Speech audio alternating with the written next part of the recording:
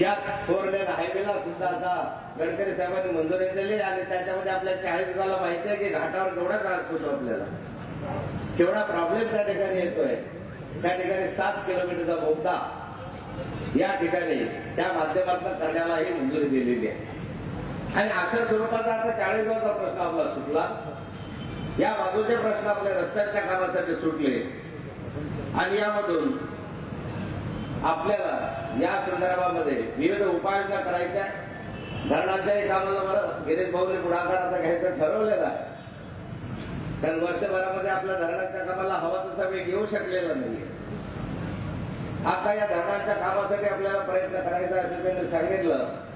आणि त्यामुळे आपलं पाटणसऱ्याचं जे धरण आहे त्या धरण CSR मधनं त्या ठिकाणी पैसा मिळावा असाही आपला प्रयत्न आहे. विप्रो कंपनीचे मालक जे आहेत याच्या संदर्भामधले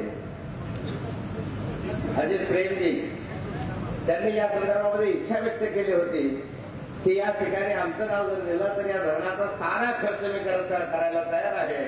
आणि त्यामुळे त्यांच्याकडे आपली चर्चा सुरू आहे आणि त्या माध्यमातून जर त्यांच्याकडनं आपल्याला तसे मिळाले 1-3-4 हजार कोटीच्या आसपास रक्कम तर आपल्या धरणांच्या कामाला वेग येऊ शकेल आणि त्यामुळे त्या धरणांच्या कामासाठी आपण सुरुवात करतोय. शेतकऱ्यांसाठी अनेक योजना आपण घेतलेल्या. बरं झालं तुम्ही गिरीश भाऊंनाच विचारलं, मला विचारलं की कापसाचं काय झालं. कारण गिरीश भाऊने मोठा पुढाकार घेतला होता त्या कालखंडामध्ये. तर तेवढा रक्कम आपण नाही देऊ शकत हेही त्यांनी मान्य केलं.